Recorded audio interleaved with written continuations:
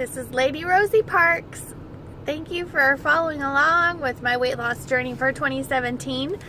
Sorry I missed a week posting, but I have not been sticking to a keto diet and I don't have any weight loss to report. However, I will say anytime I have prepared a meal, almost all of my breakfasts have been keto, and which is super easy because it's bacon and eggs and no bread and cheese and lots of avocados. So many avocados. Like, I'm really enjoying avocados. And I've upped my fiber intake. So I just decided that with all the hubbub of Christmas and people baking and not wanting to be rude, of course, and also just wanting to enjoy all of the sweetness of Christmas, that I'm just going to try to not gain any weight over the Christmas break. And so I've been trying to go to the gym more, and also any meals that I'm preparing, try to make them keto as much as possible, so that if I'm doing low carb, then I can afford to splurge on some carbs without that adding weight. And that's been working out really well. So I'm sitting at 166, 167 very consistently every day, and I'm not gaining any weight, so that's good. You can see Chick-fil-A in the background just now. We just went in there and I got a free salad, because we go to Chick-fil-A so much that they give us free stuff. So yesterday was a funny story at work. Normally, when I started this weight loss journey, remember I was taking chromium, and that really helped to level out my blood sugar just so that I could make it to each meal without snacking in between. And that did make a big difference. However, I was not tracking carbohydrates at all, and I was having a lot of fluctuations anyway. So since doing as many keto meals as possible in the last 2 weeks, I've been able to do without snacking, without a necessity of snacking. Like, have I had treats when people offer them to me? Yes. But I'm not it's been 3 hours, I have to eat something, and I'm also not taking chromium. So that's really cool that I'm not eating a ton of broccoli, but I'm also not having to take chromium, so this is very sustainable. And so usually what I've been doing is making 2 to 3 eggs scrambled with a piece of cheese and 2 pieces of bacon and an avocado before work, and on days when I'm not working. And then that will last me from either, it's a work day, 6 a.m. is when I have that. And then if it's not a work day, it's usually like 7 a.m. And that'll last me till noon before I feel like I really need to eat. So it'll last me anywhere from 4 to 6 hours. Without feeling like I need a snack in between, which is what the chromium did before. So, because I'm not having the insulin spikes and drops and all that with carbohydrate intake. I had an adventure yesterday where I had prepared a lunch, a nice keto lunch with scrambled eggs, tuna, an entire head of bok choy that I chopped up and sauteed with like 6 little bell peppers that I chopped up, and I sauteed all those with some pepper, and the tuna was flavored with like ranch seasoning or something, and I added some cottage cheese on top, and so I had that prepared for my lunch at work. Well, so I ate my keto breakfast at 6 a.m. and I had lunch at work at 5 p.m.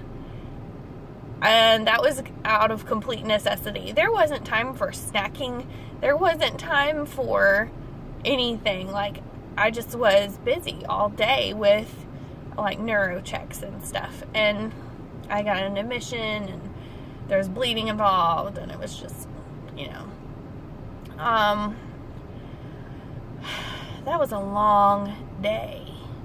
But I have not ever in my life gone from 6 a.m. to 5 p.m. without eating anything. anything. Like I had a diet Sprite at 2 that carried me over, but that was the only thing I had to drink. Like, I didn't have any water, okay? I was so thirsty at 5 o'clock. Honestly, I went and ate something at that point because I needed moisture in my life, and I needed to get something to drink. But like, when I've done intermittent fasting intentionally, I was doing it at night when I was asleep. So it was like I'd stop eating at 6 p.m. and then try not to eat till lunch. So I wasn't conscious for all that time that I was not eating. But this is like 11 hours of being awake and running my tail off, helping other people, taking care of my patients. And so I made it. Like, it was 2 o'clock before I even thought, oh, I need to take lunch. And then after that, it was a struggle to get there, but I made it. Like, I wasn't feeling weak. I wasn't shaky. Like, this is a game changer for me. So, after work, I called my husband and I told him what happened. And he was like, oh, you didn't have lunch? And I was like, well, I mean, I did. At 5, I scarfed it down. I mean, I didn't get a 30-minute uninterrupted lunch break like they would like us to take hypothetically. But I scarfed some food down that I had prepared at 5. And he was like, well, just pick you something up on the way home. He's half the time he'll encourage me and challenge me and be like, oh, you can make it on 300 calories for the whole day and go burn through 3,000 calories. No, he doesn't really say that. That's what he does for himself. And so I feel challenged, like, oh, I should do that too. But then he says things to me like, you should pick something up. And let me tell you, all I wanted in life was to stop at Arby's and pick up that brisket sandwich, okay? And get me some curly fries and some green peach tea. That's what I want, the package deal. So I did. Because he told me what I wanted to hear. So it was amazing. I sat in the parking lot and I ate that combo, and it tasted good and it felt good. And honestly, the relaxing thing was sitting in the vehicle in the parking lot. Nobody was talking to me. There were no call lights going off. There was no babies crying, making me feel guilty for eating. That was my favorite meal probably of the last 2 weeks, was sitting in my car eating some Arby's. Not even because of what it was, but because I was by myself in the quiet. So I mean, I feel like I could enjoy that without feeling guilty, because my 2 meals that I had prepared and eaten that day were so low carb and so keto friendly that it didn't throw me completely out of whack to splurge on my carbs and calories for one meal. So I don't know if this is helping you guys to listen to my contemplations and my inconsistent diet. But I am at least encouraged that I'm learning things about my body. I'm learning how to eat foods that are better for me. I just learned some more about triglycerides, which I'm a nurse. I know I'm supposed to know this stuff, but just learning that triglycerides are more important than cholesterol, because, you know, the general public knowledge is you want to lower your cholesterol to relieve your heart disease and stroke risk, and really you need to watch out for triglycerides, because having too many triglycerides is what's going to put you, it's going to damage your arteries and clog you up, and that is fed by sugar and carbohydrates. And so